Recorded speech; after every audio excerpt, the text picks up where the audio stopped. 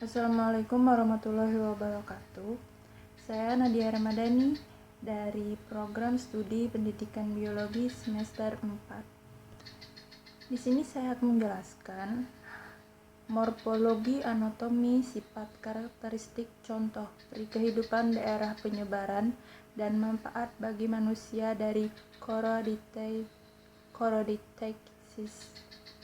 atau yang disebut nama lainnya dengan ikan.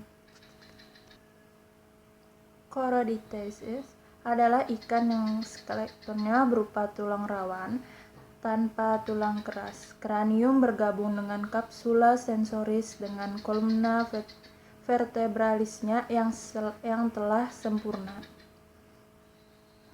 Sifat umum dari Choroidetes memiliki kerangka dari tulang rawan dengan oostesis, memiliki tutup insang atau operculum.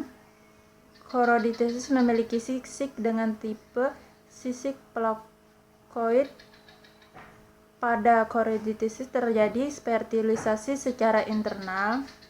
Chondrichthyes memiliki usus yang pendek dan lebar berisi membran ulir yang menyerap makanan lebih lama.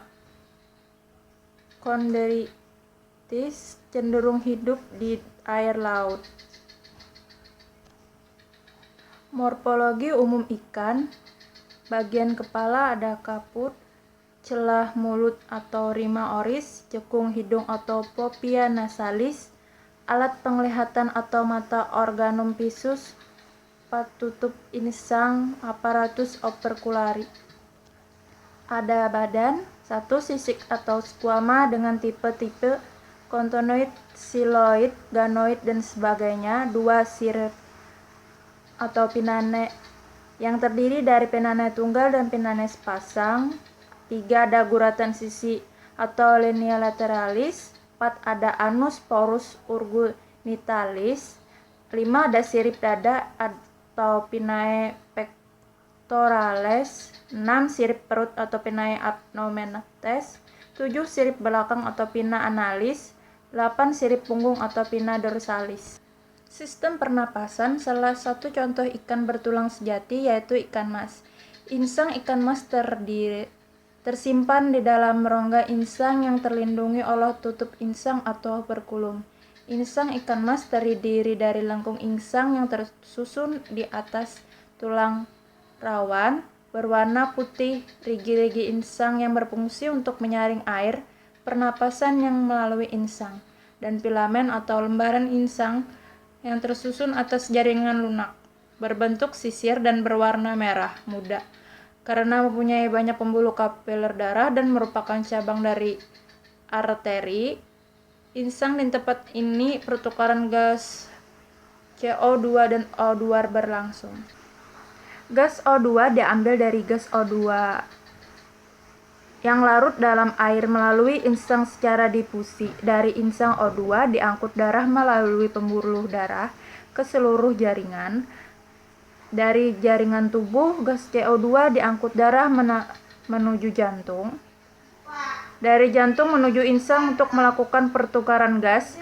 Proses ini terjadi secara terus-menerus dan berulang-ulang. Mekanisme pernapasan ikan bertulang sejati dilakukan melalui mekanisme inspirasi dan ekspirasi. Di sini ada contoh dari anatomi ikan. Anatomi ikan ada otak, olfactory bulb, esophagus, dorsal aorta, stomach, air bladder, saraf tulang belakang atau ginjal. Di bawah dari saraf tulang belakang ada ginjal. Menuju dari bagian bawah ada usus, gonad, anus, lubang kelamin, lubang kemih. Bagian muka ada poloricacum, gallbladder, hati, Teuchglis heart, ada mata. Bagian yang tadi yang awal ada olfactory bulb dan ada otak. Di sini ada manfaat ikan bagi kehidupan manusia. Ada mencegah penyakit jantung, mengkonsumsinya misalkan mencegah penyakit jantung. Ikan laut memiliki protein yang tinggi dan kadar kolesterol yang lebih rendah dibandingkan dengan daging merah atau daging-daging. Menjaga fungsi dan kesehatan otak, mendukung kesehatan tulang, baik untuk penderita gangguan tiroid, menjaga kesehatan mata. Banyak fungsi-fungsi lain dari mengkonsumsi ikan yang disebutkan sebelumnya tadi salah satunya. Ikan adalah anggota vertebrata picolotermik atau berdarah dingin yang hidup di air dan bernapas dengan insang. Ikan merupakan kelompok vertebrata yang paling beraneka ragam dengan jumlah spesies lebih dari 27.000 di seluruh dunia. Secara taksonomi, ikan tergolong kelompok parasitic yang berhubungan kerabatnya masih berdekatan. Biasanya ikan dibagi menjadi ikan tanpa rahang atau kelas Agnatha, 75 spesies termasuk Lamprey dan ikan hak. Ikan bertulang rawan atau kelas Chondrites, 800 spesies termasuk hiu dan pari, dan sisanya tergolong ikan bertulang keras atau kelas Osteichthyes. Ikan dalam berbagai bahasa daerah disebut ada iwak dan jukut. Kerajaannya ada Animalia, filum Chordata, tidak termasuk Carniata.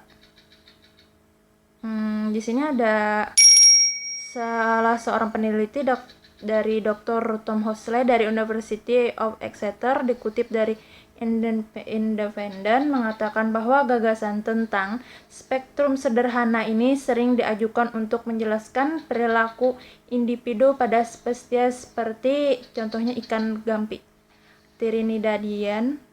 Tetapi penelitian kami menunjukkan bahwa kenyataan jauh lebih kompleks tambahnya. Misalkan ketika berada di lingkungan yang tidak biasa, kami menemukan bahwa ikan gampi memiliki berbagai strategi untuk mengatasi situasi yang penuh tekanan. Ada yang berusaha sembunyi, ada yang mencoba untuk melarikan diri, namun ada justru melakukan eksplorasi dan sebagainya. Perbedaan di antara mereka konsisten sepanjang waktu dan dalam situasi yang berbeda. Laporan penelitian yang dipublikasi pada hari Senin dalam jurnal Fungsional Ekologi meneliti gaya mengatasi masalah para ikan gampi dalam kondisi yang dirancang untuk meningkatkan kadar stres, memindahkan ikan gampi ke akuarium baru dan memisahkannya dari lingkungan dan ikan-ikan lainnya akan menimbulkan stres ringan, sementara kadar stres yang lebih tinggi atau berat disebabkan karena penambahan model burung atau ikan predator yang memangsa. Kehadiran predator memiliki efek terhadap perilaku. Rata-rata para ikan gampi lebih berhati-hati. Secara kehadiran predator memiliki efek dan reaksi pribadi yang berbeda-beda. Profesor Alastair Wilson dari Center for Ecology and Conservation, University of Exeter, yang juga merupakan anggota tim peneliti, menambahkan bahwa mereka tertarik kepada kenapa berbagai pribadi ini ada pada ikan gampi. Mereka akan melanjutkan pada fase penelitian berikut yang melihat genetika yang mendasari kepribadian dan sifat-sifat yang terkait.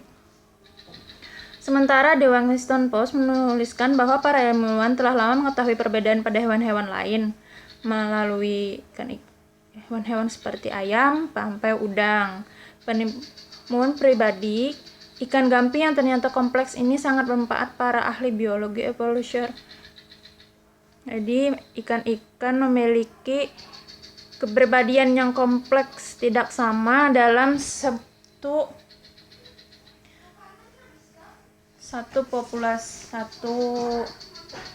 kumpulannya.